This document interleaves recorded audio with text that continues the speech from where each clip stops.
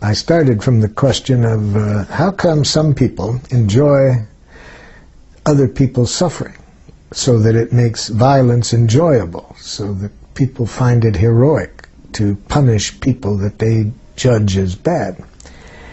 And then how come other people in the same society are just the opposite? They get their joy not in believing that there's bad people that need to be punished, but they get their joy in contributing to people's well-being. So I then saw that there was quite a different language and quite a different consciousness on the part of people who behaved in the violent way as opposed to the compassionate way. And I decided to try to clarify that. What is the nature of communication that helps us to connect in a way in which we enjoy contributing to each other's well-being? And how is that process of communication different in the people who contribute to the violence of others?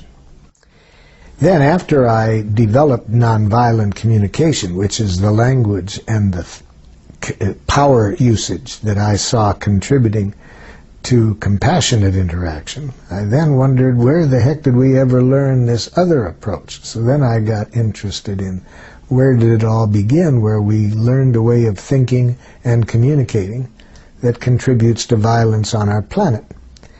And here scholars and scientists like Walter Wink, the theologian, and his book, The Powers That Be, and others who share his perspective, trace this back to about 8,000 years ago when various things happened I won't go into now, but we came out of it with organizing ourselves in terms where a few people who claim to be superior dominate others. Sometimes they base their superiority claiming their family was born closer to God, and so they controlled on the basis of the divine rights of kings. But whatever it is, we started to live in cultures in which a few people claiming to be superior dominated others, and that requires a language of domination, a language in which you classify people in terms of what they are. Are they peons or are they royalty? Are they good? Are they bad? Are they normal? Are they abnormal? That way of thinking goes with domination, because in a domination structure, the people who claim to be on the top claim to know what is right and what is wrong, and they maintain their power through the use of power over tactics such as punishment, reward, guilt, shame. And so they need a language that justifies the use of punishment and reward, the language of retributive justice in which you make judgments of what the other person deserves. And that is dependent on how you judge them, whether good or bad, right or wrong, and so forth. So that's how I think it all began about 8,000 years ago, when we started to have domination structures in which a few people dominated many.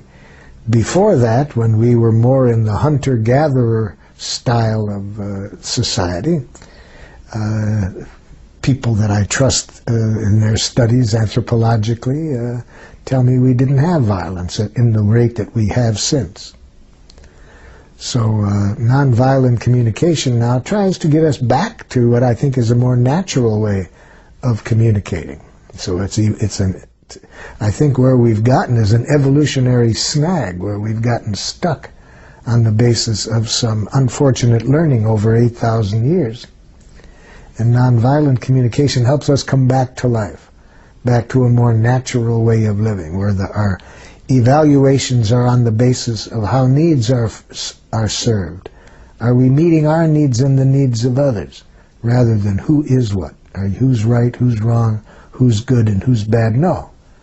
Are our needs getting met? And if not, what can we do so that everyone's needs get met? That's the language of nonviolent communication.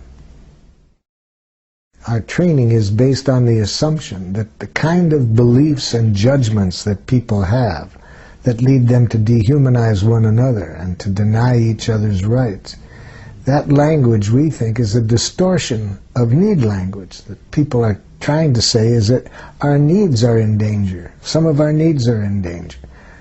But they are not given a language that helps them to say that. So they go to justifying this on the basis of what their interpretation is of what words were that were written down centuries before. The Bible says, or the Quran says, and they then tried to use these documents as justifying that they are right and the other side is wrong. So when I'm mediating between two groups that are thinking that way, who are at war with each other, each time they use that kind of thinking, I translate it into an unmet need. So when I'm working with two groups, such as two tribes that I was working with in northern Nigeria that were at war with each other, and I ask, what needs of yours are not being met? And I'm confident if we can get everybody's needs clarified, we'll find a strategy for meeting the needs of people on both sides. And a chief from the Christian tribe immediately screams across the table, "These people are murderers." And the other people scream back, "These people have been dominating us for 80 years. See, I asked for needs, and they both gave me an analysis of the other side's pathology. Sometimes the analysis takes the form of, our Constitution says, and the other side says, no, it doesn't say that, it says, or the Bible says, no, but the Quran says. So when I ask for needs, and they immediately go into these intellectual judgments that justifies their position, I translate that into what needs I hear being expressed through that. So when the chief screamed, "You people are murderers," I said, "Chief, are you saying that your need for safety isn't being met?" You see, so I hear the need behind his analysis. And if I guess wrong, he can help me, but I'm looking for needs. But I happen to guess right. That's not too hard to guess what the need might be. He said, "That's exactly what I'm saying." Okay. Then I try to get the other side to hear the need. So I said, "Would a chief on this side please tell me what you heard this chief said his needs were?" The chief on the other side of the table screamed across the table, "Then why did you kill my son?"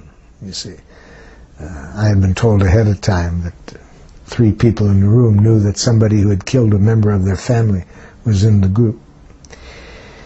So it's not easy, even when you get people to express the needs, it's not easy to see that in the other person when you have these enemy images.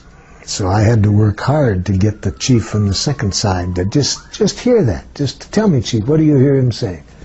He's saying he has a need for safety. Okay, just even that makes a big difference, you see. We're out of this intellectual analysis justifying position, and we're connecting at the level of human needs. Then I helped the other side get clear what their needs were, and heard by the first side.